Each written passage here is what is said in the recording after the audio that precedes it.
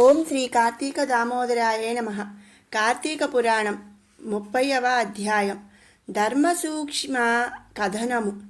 ఋషులు అడిగిరి, ఓ సూత మహర్షి, మాకు పుణ్యమైన హరి మహాత్యమును చెప్పితివి, ఇంకా కార్తీక మాహాత్యమును వినగోరితిమి, చెప్పవలసినది.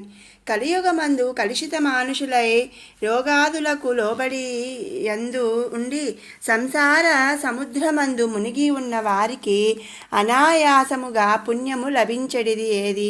ధర్మములో ఎక్కువ ధర్మమేది? దేని వలన మోక్షము సిద్ధించును? దేవతల లోపల ఎక్కువ దేవుడెవడు? ఏ కర్మచేత మోహము నశించును? కలియుగమున మానవులు మందమతులు జడులు మృత్యుపీడితులను అగుదురు.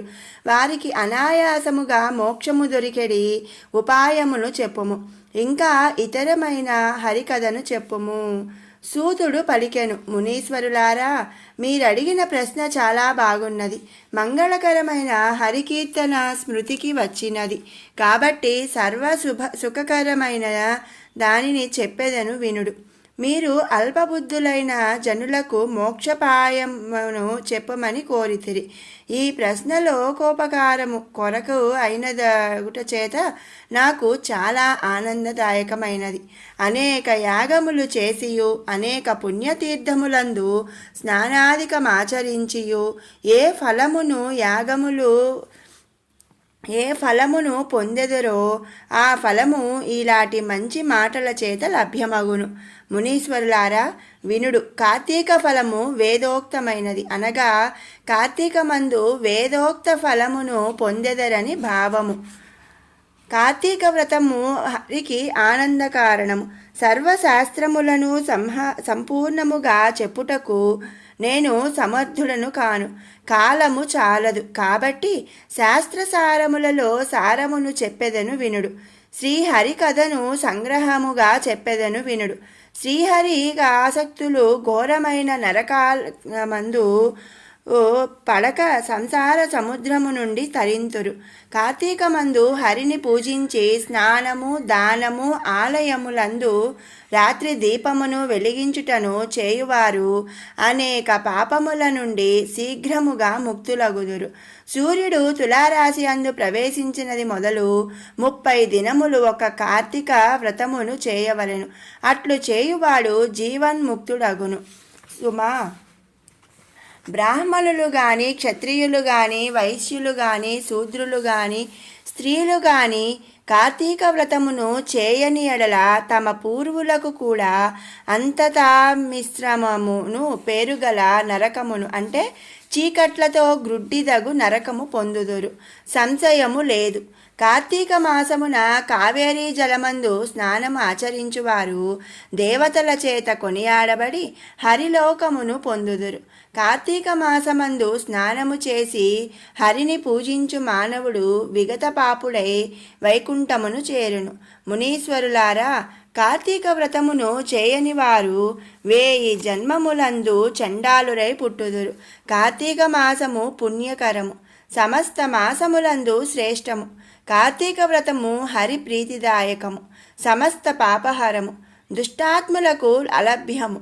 తులయందు రవి ఉండగా కార్తీక మాసమందు స్నానమును దానమును పూజను హోమమును హరిసేవను చేయువారు సమస్త దుఃఖ విముక్తులై మోక్షం పొందుదురు. కార్తీక మాసమందు దీపదానము, కంచుపాత్ర దానము, దీపారాధనము, ధాన్యము, ఫలము, ధనము, గృహదానము అనంత ఫలప్రదములు.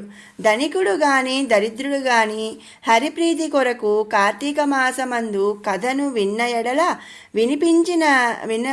వినిపింపచేసిన ఎడల అనంత ఫలము పొందును. కార్తీక మాహాత్మ్యము సర్వపాపములను నశింపజేయును, సమస్త సంపత్తులను కలుగజేయును, అన్ని పుణ్యముల కంటేను అధికము. ఎవడు ఈ పవిత్రమగు విష్ణువుకు ప్రీతికరమగు అధ్యాయమును వినునో వాడు ఈ లోకమున గొప్ప సుఖాలను అనుభవించి పరలోకమున బ్రహ్మానందము పొందును. తిరిగి ఒక జనన మరణ ప్రవాహమున పడకుండా చేయు నదియే పరసుఖము లేక నిత్య సుఖము. ఓం శ్రీ కార్తీక దామోదరాయ నమః. కార్తీక పురాణం 30వ అధ్యాయం సమాప్తం. శివానందలహరి 30వ శ్లోకం. వస్త్రోద్ధూతవిదౌ సహస్రకరతా పుష్పార్చనే విష్ణుతా గంధే గంధవహాత్మతాన్న పచనే బర్హిర్ముఖాధ్యక్షతా పాత్రే కాంచన గర్భతాస్తి మయి చేద్ బాలేందుచూడామణే శుశ్రూషాం కరవాణి తే పశుపతే స్వామిన్ త్రిలోకీ గురో. హే బాలచంద్రధర, ముల్లోకాలకు గురువైన స్వామి, నీకు వస్త్రోపచారము చేయడానికి సహస్రకరత్వము అంటే సూర్య పదవి, పుష్పార్చన చేయడానికి విష్ణుత్వము, సర్వవ్యాపకత్వము, గంధోపచారము చేయడానికి వాయురూపము, అన్నం వండి హవిస్సును నివేదించడానికి ఇంద్రత్వము, పాత్రోపచారం చేయడానికి అంటే సువర్ణత్వం అంటే బ్రహ్మత్వాన్ని నేను పొంది ఉంటే నీ యొక్క శుశ్రూషను చేయజాలుదును.